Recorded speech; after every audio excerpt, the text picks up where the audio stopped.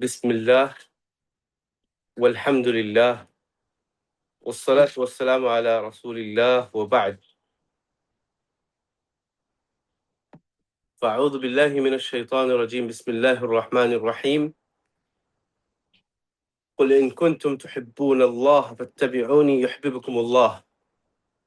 معزز ومحترم طلبة وطالبات، الحمد للہ 40 النوویہ کا یہ مبارک سلسلہ جاری و ساری ہے۔ سب سے پہلے ہم رب العالمین کے شکر گزار ہیں جس کے انعام و اکرام سے الحمدللہ یہ مبارک سلسلہ چل پڑا ہے۔ پھر اس کے بعد ادارے کے بھی ہم شکر گزار ہیں جنہوں نے ایک پلیٹ فارم فراہم کیا جس میں مختلف ملکوں سے بھی کہہ سکتے ہیں، ریاستوں سے ماشاءاللہ ہم لوگ اس مبارک سلسلے سے مستفید ہونے کے لیے جڑے ہیں۔ پھر اس کے بعد آپ تمامی شرکاء کا بھی شکریہ جو باقاعدہ اپنے قیمتی وقت کو دے کر ہفتہ واری طور پر آپ لوگ جمع ہوتے ہیں۔ تو بلا تاخیر ہم لوگ آج کے درس کی شروعات کرتے ہیں۔ عن ابی ہریرہ رضی اللہ تعالی عنہ قال سمعت رسول اللہ صلی اللہ علیہ وسلم يقول ما نهيتكم عنه فاجتنبوه وما امرتكم به فأتوا منه ما استطعتم فإنما أهلك الذين من قبلكم كثرة سؤالهم واختلافهم على انبیائهم متفق علیہ۔ سب سے پہلے اس حدیث کا جو ترجمہ ہے اس پر آپ ذرا غور کریں۔ ابو ہریرہ رضی اللہ تعالیٰ عنہ یہ کنیت ہے اور صحابی رسول کا نام ہے عبد الرحمن بن صخر رضی اللہ تعالیٰ عنہ۔ بیان کرتے ہیں کہ میں نے رسول اللہ صلی اللہ علیہ وسلم کو یہ فرماتے ہوئے سنا، ما نہیتکم عنہ فاجتنبوہ، میں تمہیں جن چیزوں سے منع کروں ان سے بچو، وما امرتکم به فأتوا منہ ما استطعتم، اور جن چیزوں کو میں تمہیں حکم دوں ان میں سے جتنا تم سے ہو سکے اس پر عمل کرو، اس پر عمل کرو۔ فإنما أهلك الذين من قبلكم، کیونکہ تم سے پہلے لوگوں کو جن چیزوں نے ہلاک کیا ہے، جن چیزوں نے انہیں برباد کیا ہے، وہ کیا ہیں؟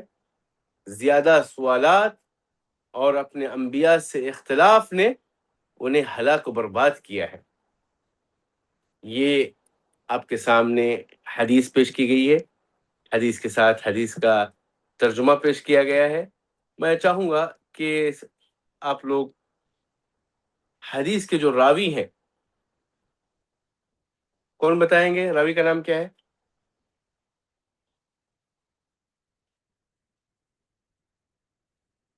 راوی کا نام کیا ہے جنہوں نے اس حدیث کو روایت کی ہے؟ ابو ہریرہ رضی اللہ تعالی عنہ۔ ان کا نام کون بتائیں گے؟ شیخ راوی کا نام کیا ہے؟ انمیوٹ کروں کیا شیخ؟ کیونکہ میں نے نہیں، ٹیکسٹ میسج میں کافی، ٹیکسٹ میسج کافی ہے۔ اوکے یہ بہتر ہے انمیوٹ کر دیں، بہتر ہے۔ دیکھتے ہیں کچھ سوالات کرتے ہیں۔ جی جی شیخ اس کر حدیث دیا۔ کے جو راوی ہیں ابو ہریرہ رضی اللہ تعالی عنہ، ان کا مکمل نام کون بتائیں گے؟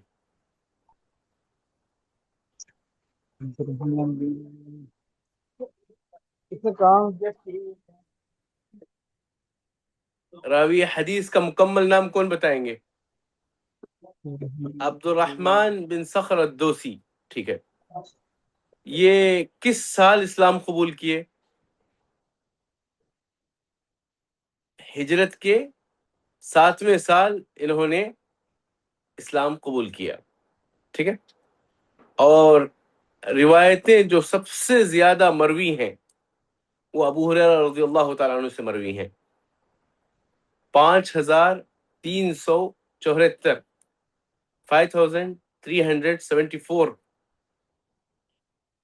5374 احادیث ابو ہریرہ رضی اللہ تعالیٰ عنہ سے مروی ہیں، اور ان کی جو سن وفات ہے وہ 57 ہجری کو مدینے میں ان کی وفات ہوئی۔ ہر راوی، جب ہم کوئی بھی حدیث پڑھتے ہیں تو ہماری کوشش یہ ہونی چاہیے کہ ہر راوی سے متعلق ہمارے پاس مختصر معلومات ہونی چاہیے، ہر راوی سے متعلق۔ اربعین النوویہ میں جو مختلف احادیث ہیں، اس کے جو مختلف روات ہیں، روایت کرنے والے جو اصحاب رسول اللہ ہیں، ان کا مختصر تعارف ہمارے ذہن میں ہونا چاہیے۔ مثلا ان کا نام کیا ہے؟ عبد الرحمن بن صخر۔ ان کی کنیت کیا ہے؟ ابو ہریرہ رضی اللہ عنہ۔ وہ کس قبیلے سے ہیں؟ قبیلہ دوس۔ اسلام کب قبول کیے؟ 7ویں ہجری میں۔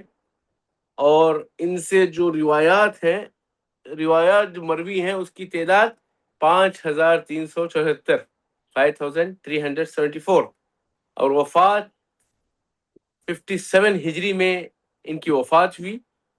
اور آپ صلی اللہ علیہ وسلم نے ان کے لیے خصوصی دعا کی تھی کہ آپ صلی اللہ علیہ وسلم کے اقوال، احادیث انہیں یاد ہوں۔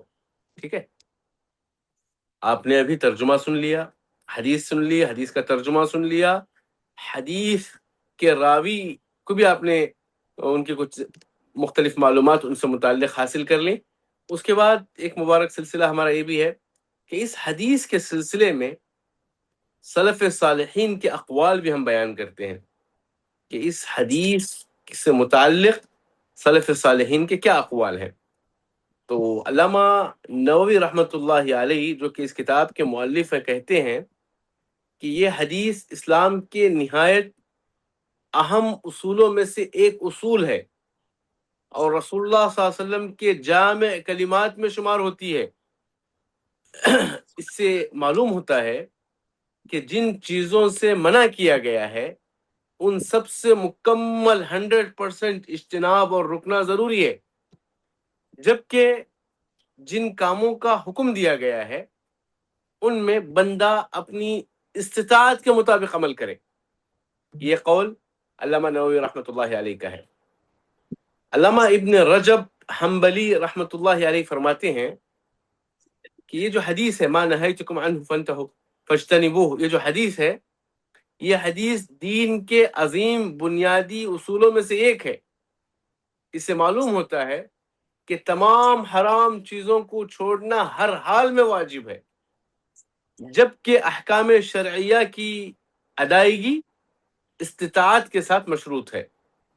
یہ علامہ ابن رجب رحمۃ اللہ علیہ کا قول ہے۔ شیخ الاسلام ابن تیمیہ رحمہ اللہ کہتے ہیں حرام چیزوں سے بچنا واجب ہے، اور ان میں صرف حالت اضطرار میں رخصت ہوتی ہے۔ البتہ واجبات جو ہیں عاجزی یا اس چیز کو ادا کرنے کی استطاعت نہیں رکھنے کی صورت میں ساقط ہو جاتی ہیں۔ تو یہ کچھ سلف کے اقوال تھے۔ اس حدیث سے جو عمومی فوائد ہمیں حاصل ہوتے ہیں وہ یہ کہ حرام کاموں سے انسان کو فوراً اور مکمل دوری اختیار کرنی چاہیے۔ واجبات اور احکامات کی جہاں بات ہے، وہ بندے کی قدرت پر ڈیپینڈ کرتا ہے۔ اور اسی طرح اس حدیث میں یہ بھی بتلایا گیا کہ بلا ضرورت کثرت سے سوالات کرنا اور تکلف اختیار کرنا یہ درست نہیں ہے۔ اب ہم اس حدیث سے متعلق ہم دیکھتے ہیں کہ سلف صالحین کا عمل کیسا رہا ہے۔ جہاں آپ نے سلف صالحین کے اقوال سنے، اسی طرح اصحاب رسول اللہ صلی اللہ علیہ وسلم کا اس حدیث پر عمل کس طرح تھا وہ دیکھیے۔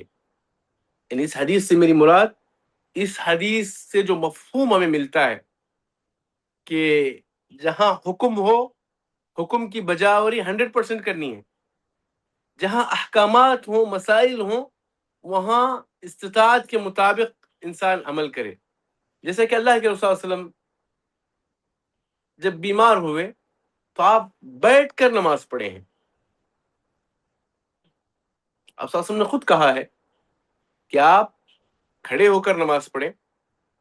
اگر آپ کھڑے ہو کر نماز نہیں پڑھ سکتے ہیں تو بیٹھ کر نماز پڑھیں.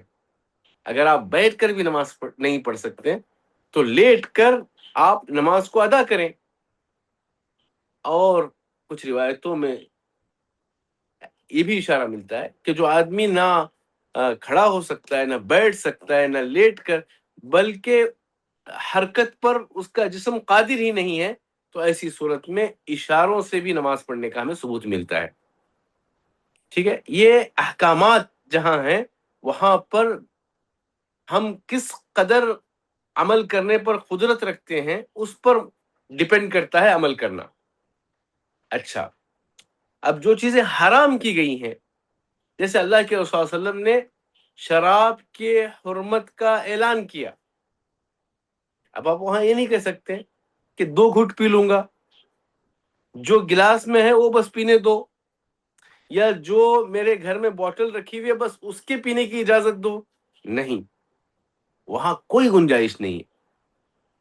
جب حرمت خمر، شراب کی حرمت کا اعلان آیا تو صحابہ اکرام نے ان کے مکانوں میں جہاں جہاں ان کے گھروں میں شراب محفوظ کی گئی تھی، قدیم شراب تھی، مٹکوں میں، دیگوں میں، جہاں جہاں تھی، تمام نے مدینے کی گلیوں میں انڈیل دیا. اس حدیث کے مفہوم کو سمجھیں آپ.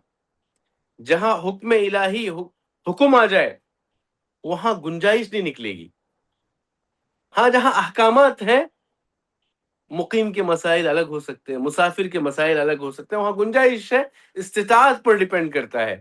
لیکن جب کہیں حکم آ جائے، مثلا اللہ کے رسول صلی اللہ علیہ وسلم نے جب پردے کا حکم دیا، حجاب کی آیتیں نازل ہوئیں، تو جانتے ہیں صحابیات نے بلا تاخیر حجاب پر عمل کیا. اپنی اوڑھنیاں پھاڑ کر انہوں نے چہرے ڈھانک لیے، بڑی سختی سے انہوں نے عمل کیا.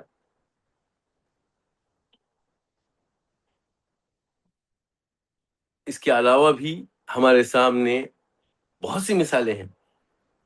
جیسے خیبر کے موقع پر پالتو گدھوں کا گوشت پکا ہوا تیار تھا جنگ کی حالت میں، لیکن اللہ کے رسول صلی اللہ علیہ وسلم نے ایک منادی کو بھیجا اور کہا کہ اے منادی، یہ ندا لگائیں، یہ آواز سب کو اطلاع دیں،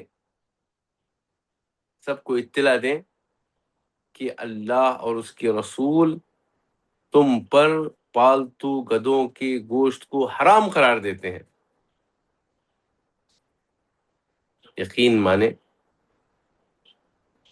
جنگ کی حالت میں تھے، سفر کی حالت میں تھے صحابہ اکرام، بھوک کی حالت تھی اور دیگوں میں پکا ہوا گوشت تیار تھا، لیکن اللہ کے رسول صلی اللہ علیہ وسلم کا ایک حکم آیا. کسی ایک صحابی نے بھی پکے ہوئے گوشت کو بھوک اور مشقت اور سفر کے باوجود، جنگی حالات کے باوجود، ایک لقمے کو بھی اپنے حلق سے نیچے نہیں اتارا. کس طرح صحابہ اکرام آپ صلی اللہ علیہ وسلم کے احکامات پر عمل کیا کرتے تھے. اب رخصتوں کا جو معاملہ ہے، آپ جانتے ہیں کہ تیمم، جب صحابہ نے پانی نہیں پایا تو آپ صلی اللہ علیہ وسلم کا حکم آتے ہی انہوں نے تیمم کیا. حالت سفر میں آپ نے کہا کہ نمازیں آپ کی مختصر ہو جائیں گی تو آپ صحابہ اکرام نے اس پر عمل کیا. بیمار جو ہیں انہیں حکم دیا گیا کہ آپ کھڑے ہو کر، نہ ہو تو بیٹھ کر، نہ ہو تو لیٹ کر پڑھیں، تو اس کے مطابق صحابہ نے عمل کیا. تو یہ کچھ مثالیں ہیں جس میں صحابہ اکرام کا جو عمل تھا وہ ہمیں پتہ چلتا ہے. اب آپ نے حدیث بھی سن لی، حدیث کا ترجمہ بھی سن لیا، راوی حدیث سے متعلق بھی آپ نے سن لیا، پھر اس کے بعد اس حدیث سے متعلق سلف صالحین کے اقوال بھی آپ نے سن لیے، اور اس حدیث سے متعلق آپ نے سلف صالحین کا عمل بھی سن لیا. تو اب ہم لوگ تھوڑی سی مزید گہرائی میں جاتے ہوئے، تھوڑا اور مزید ڈیپ میں جاتے ہوئے اس حدیث کے کچھ علمی فوائد کو جاننے کی کوشش کریں گے. ٹھیک ہے؟ آپ لوگوں میں سے کوئی ہیں جو درس کے کچھ پوائنٹس نوٹ بھی کرتے ہیں؟ ذرا ہاتھ اٹھائیں. یا صرف سننے پہ اکتفا کرتے ہیں؟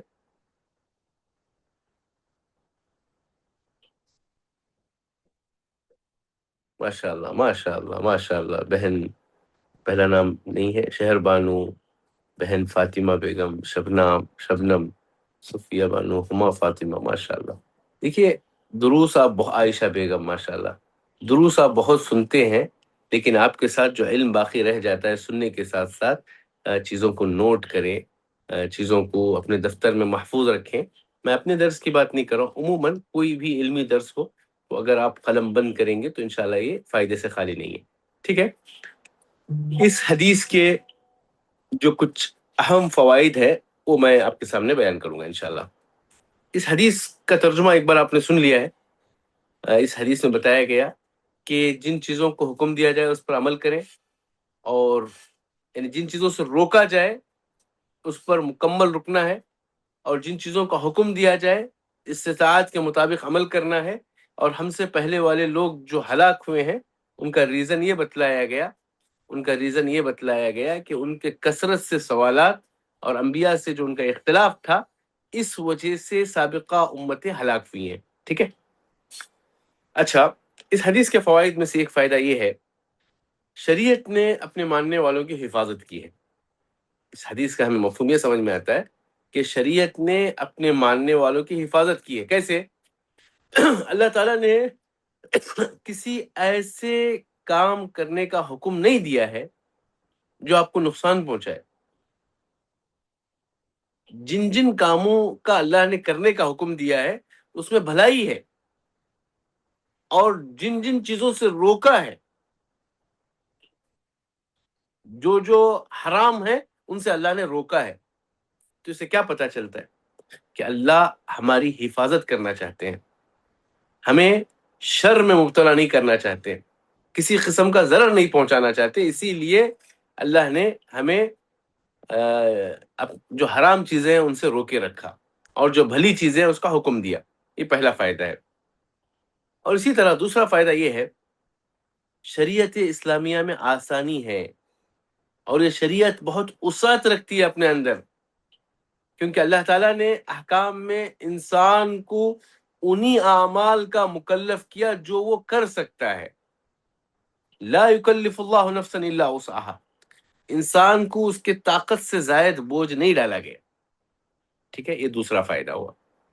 اور تیسری چیز، مسلمان پر لازم ہے کہ وہ ممنوعات، جن چیزوں کو حرام قرار دیا گیا ہے، ان سے مکمل طور پر رک جائے، اور جن پر وہ عمل کر سکتا ہے بلا تردد وہ عمل کرے.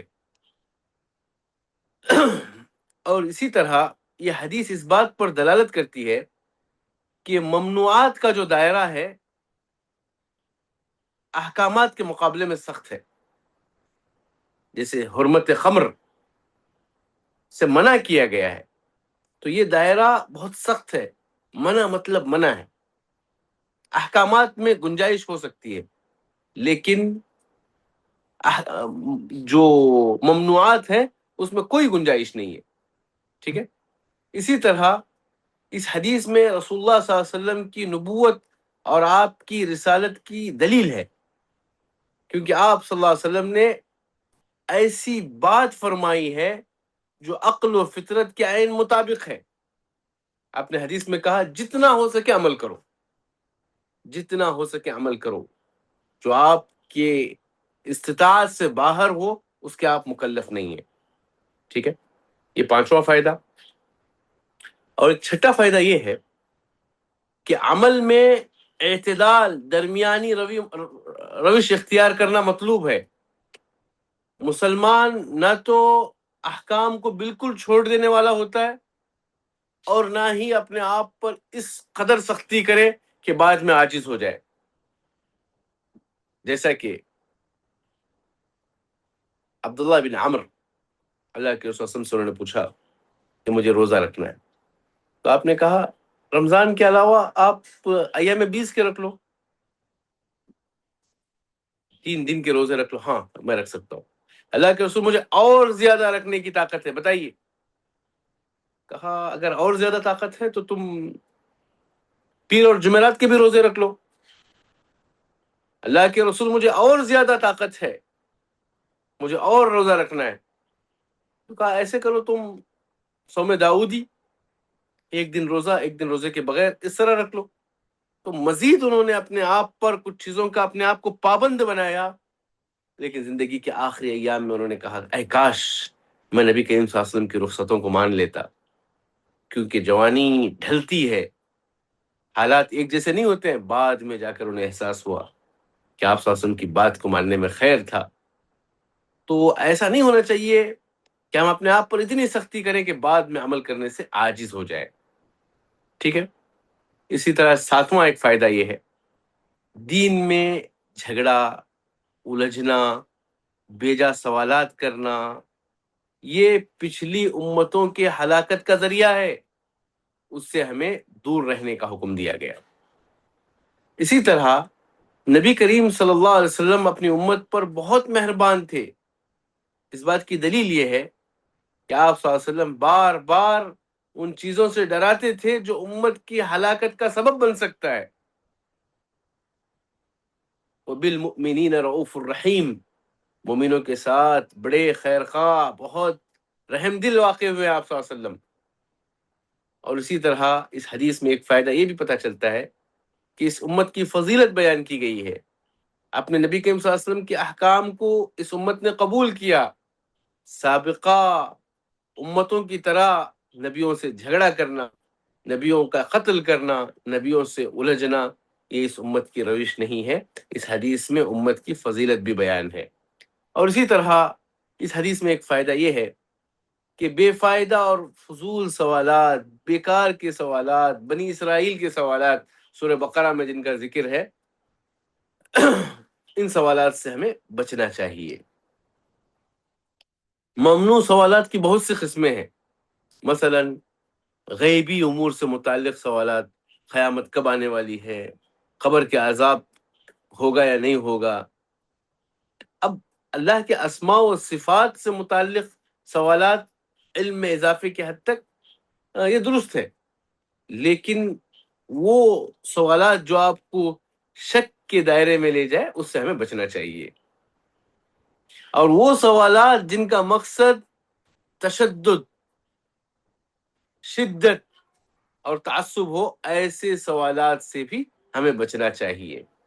اور اسی طرح فرضی سوالات، بیٹھے بیٹھے فرضی سوالات آپ کریٹ کریں، اس سے بھی آپ کو بچنا چاہیے. فرضی سوالات سے بھی آپ اوائڈ کریں گے. ٹھیک ہے. اور اسی طرح اگر احکامات جاننے کے لیے، مسائل جاننے کے لیے اگر آپ سوالات کر رہے ہیں تو یہ درست ہے. قرآن مجید میں کہا گیا فَاسْأَلُوا أَهْلَ الذِّكْرِ إِن كُنتُمْ لَا تَعْلَمُونَ، اہل علم سے آپ سوال کریں. مثلا طہارت کے سوالات، صوم و صلات کے سوالات، زکوٰۃ اور حج اور عمرے سے متعلق سوالات، خرید و فروخت سے متعلق سوالات، طلاق و خلا کے مسائل سے متعلق، یہ چیزیں جائز ہیں. اور اس حدیث میں دین میں اختلاف کرنا، اس کی مذمت کی گئی ہے اور کہا گیا کہ تم سے پہلے والے لوگ جو ہلاک ہوئے ہیں اسی سبب ہلاک ہوئے ہیں. اور اسی طرح اس حدیث میں اشارہ ہے کہ ممنوعات سے صرف خود بچنا کافی نہیں ہے، بلکہ ان کے اسباب و ذرائع سے بھی دور رہنا ہے. زنا کرنا جیسے منع ہے، زنا کے قریب ہونا اس کو بھی، اس سے بھی روکا گیا ہے. اسی طرح اس حدیث میں نبی کریم صلی اللہ علیہ وسلم نے ہر ممنوع چیز کو چھوڑنے کا حکم دیا گیا. اب وہ جو ممنوع چیز ہے، تحریم جب کہا گیا تو ہر چیز حرام ہے. اب اس میں کچھ چیزیں تنزیہی اور تحریمی، نہ ہی یہ تحریمی اور نہ ہی یہ تنزیہی، یہ دلیل کے ساتھ گفتگو ہوگی. لیکن عمومی طور پر جن چیزوں سے روکا گیا ہے اس سے ہمیں رکنا چاہیے. اسی طرح انسان اپنی استطاعت کے مطابقت اپنی استطاعت کے مطابق عمل کرے، خواہ وہ واجب ہو یا مستحب ہو، ان چیزوں کو حقیر نہ جانے. واجبات فرائض کے ساتھ ساتھ مستحبات پر بھی وہ عمل کرے. اور اسی طرح دین اسلام آسانی کو پیش کرنے والا مذہب ہے، یہ ہمیں پتہ چلتا ہے، کیونکہ اللہ رب العالمین فرماتے ہیں یرید اللہ بکم اليسر ولا یرید بکم العسر. اللہ تعالیٰ آپ کے ساتھ آسانی چاہتے ہیں اور آپ کے ساتھ سختی نہیں چاہتے. ٹھیک ہے. اور لا یکلف اللہ نفسا الا وسعها، استطاعت شریعت کا ایک بنیادی اصول ہے. اللہ تعالیٰ کسی شخص کو اس کی طاقت سے زیادہ مکلف نہیں فرماتے ہیں. ممنوعات سے بچنا اعمال صالحہ کی بنیاد ہے. گناہوں سے اجتناب کرنا نیکیوں کی قبولیت کا ذریعہ ہے. نبی کریم صلی اللہ علیہ وسلم کی اطاعت واجب ہے، کیونکہ آپ صلی اللہ علیہ وسلم کے اوامر اور نواہی یہ اللہ تعالیٰ کے احکامات ہیں.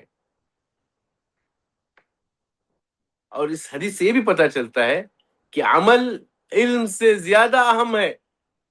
کثرت سوال کے بجائے عمل مقصود ہے، عمل مقصود ہے، عمل مقصود ہے. اور اسی طرح اس حدیث میں سابقہ امتوں کی تاریخ سے عبرت حاصل کرنے پہ ابھارا گیا. قرآن مجید میں بار بار سابقہ اقوام کے انجام سے آگاہ کیا گیا اور کہا گیا کہ ان سے عبرت حاصل کریں، ان سے نصیحت حاصل کریں. اور اسی طرح اس حدیث سے ہمیں شریعت میں کسی کو تنگ کرنا، کسی کو مشقت میں مبتلا کرنا یہ مقصود نہیں ہے.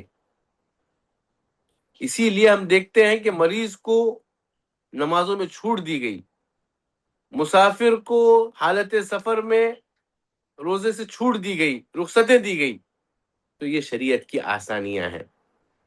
اور اس حدیث سے یہ بھی پتہ چلتا ہے کہ اختلاف امت کی کمزوری کا سبب ہے. اختلاف امت کی کمزوری کا سبب ہے. جہاں اتحاد و اتفاق کامیابی کی بنیاد ہے، وہیں پر اختلاف اور انتشار یہ امت کی کمزوری کی دلیل ہے. اختلاف و انتشار کہا کہ یہ تذہب ریحکم، تمہاری ہوا نکل جائے گی اور تم باطل کے مقابلے میں کھڑے نہیں ہو سکتے. اور نبی کریم صلی اللہ علیہ وسلم نے امت کو فتنوں سے بچانے کی بھرپور کوشش کی. آپ صلی اللہ علیہ وسلم کی رحمت و شفقت کی دلیل ہے کہ آپ نے امت کی ہر ناحیے سے رہنمائی کی. اور اس حدیث سے یہ بھی معلوم ہوتا ہے کہ ہر مسلمان کو اس کے طاقت کے مطابق عمل کرنا چاہیے، چاہے وہ کم عمل کیوں نہ ہو لیکن مستقل ہونا چاہیے. اللہ کو وہ عمل پسند ہے جو دائمی اور کنٹینیو مسلسل کرے، چاہے وہ کم ہو اس عمل کے مقابلے میں کہ آپ بہت زیادہ کریں لیکن پابندی نہ ہو. آپ اللہ کے راہ میں 10 روپے خرچ کر رہے ہیں، روزانہ خرچ کر رہے ہیں، یہ اللہ کو پسند ہے کہ ایک دن آپ بڑا اماؤنٹ خرچ کر دیے پھر اس کے بعد صدقہ ہو جائے، صدقہ و خیرات کی طرف آپ پلٹ کر ہی نہیں دیکھیں. آپ کسی دن جوش میں آ گئے 100 رکعتیں پڑھ لی اور سال بھر آپ نے نوافل کا اہتمام نہیں کیا، اس کے مقابلے میں 2 رکعت نماز پڑھے، پابندی سے نوافل کا اہتمام کریں، اللہ کو یہ پسند ہے. شریعت مقاصد پر نظر رکھتی ہے. احکام کے جو مقاصد ہیں انسان کی اصلاح اور فلاح ہے، نہ کہ اسے مشقت میں ڈالنا ہے. اور اس حدیث میں تکلف اور دین میں غلو کو مذموم قرار دیا گیا ہے، ہلاکت کا سبب بتایا گیا ہے. اور اسی طرح جو اللہ کے جو احکامات ہیں، اوامر میں تدریج ممکن ہے، جس قدر انسان کر سکے اس پر عمل کرے، پھر اس میں آہستہ آہستہ اضافہ کرے. آپ رمضان کے بعد 6 شوال کے روزے رکھنے کے عادی بنے، بہت اچھی بات ہے. پھر اگر آپ اس میں بھی پختہ ہو گئے تو آپ ایام 20 کے پابند بنے، ہر مہینے کے 3 روزے رکھیں، اس پر بھی آپ عمل کر رہے ہیں تو پھر دھیرے دھیرے پیر اور جمعرات کے روزے رکھیں، تدریجی طور پر اعمال کا اضافہ کریں. اور اس حدیث میں بتایا گیا کہ گناہوں کے قریب جانے سے بھی ہمیں بچنا چاہیے، کیونکہ جو ذرائع جو ہیں وہ مقاصد کے حکم میں ہیں، یہی راستے آپ کو گناہوں کی طرف لے جائیں گے. تو اس لیے گناہوں کو کرنے سے ہم جس طرح بچتے ہیں، گناہوں کے قریب جانے سے بھی ہمیں بچنا چاہیے.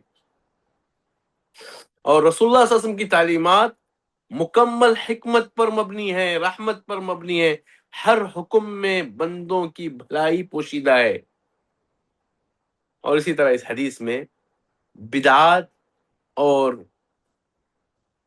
بیجا سوالات، ان سے ہمیں اجتناب کرنا چاہیے۔ اور اس حدیث سے یہ پتہ چلتا ہے کہ شریعت انسانی فطرت کے مطابق ہے، یہ انسان کی کمزوری، طاقت اور ہر قسم کے حالات کے مطابق انہیں احکامات دیتی ہے۔ بندہ اپنی عاجزی کو پہچانے، انسان کو اپنی کمزوری یاد دلاتا ہے اور اللہ تعالیٰ سے مدد مانگنے کی ترغیب، مستطعتم، جتنا تم استطاعت رکھو اتنا عمل کرو۔ اس سے انسان کی ہماری جو کمزوریاں ہیں اس کا پتہ لگتا ہے، اور اللہ سے نیک اعمال کے لیے ہمیں دعا کرنی چاہیے، تب جا کر سمجھیے ہم ہر دن اللہ کے قرب حاصل کرنے والے بندے بنیں گے۔ اور یہ حدیث جو ہے بہت ہی جوامع الکلم، جوامع الکلم کا معنی کم الفاظ اور حروف کے اعتبار سے کم ہے، لیکن معنی کے حساب سے، پیغام کے حساب سے اپنے اندر بہت بڑا درس رکھتی ہیں۔ یہیں پر ہم اکتفا کریں گے۔ الحمدللہ، اللہ کے شکر کے بعد آپ تمام کا شکر، میں شکر گزار لاتا ہوں کہ آپ لوگوں نے بڑی توجہ سے سنی، اور اللہ کی توفیق سے ہماری کلاس آج کنٹینیو، جو سلسلہ 2 ہفتوں سے رکا ہوا تھا، مجھے کافی خدشہ تھا، اندیشہ تھا کہ صبح 10 سے لے کر 7:30 بجے ایک جنازے میں شرکت کے لیے مجھے بہت دور جانا پڑا، ساگر تک علاقے کا سفر کرنا پڑا۔ الحمدللہ آپ لوگوں نے صبر و تحمل سے انتظار کر کے کلاس اٹینڈ کی، میں اس کے لیے اللہ کا اور آپ لوگوں کا شکر بجا رہتا ہوں۔ فجزاکم اللہ خیراً و شکراً، والسلام علیکم ورحمۃ اللہ وبرکاتہ۔ آج کی یہ حدیث آپ کو بھیجی جائے گی۔ تمام سے گزارش ہے جن کے پاس پرانے احادیث نہ ہوں، ایڈمن سے پوچھ کر ایک حدیث لیں، اور آج ہم حدیث نمبر 9 کو پہنچے ہیں۔ آپ لوگ کوشش کریں کہ جب ہمارے 40 احادیث مکمل ہوں تو آپ سب کو یہ احادیث یاد ہوں انشاءاللہ۔ بارک اللہ فیکم۔ بالکل اس کی ریکارڈنگ آپ کو ایڈمن حضرات کے ذریعے مل جائے گی انشاءاللہ۔ سبحانک اللہم و بحمدک، اشہد ان لا الہ الا انت، استغفرک و اتوب الیک۔ السلام علیکم۔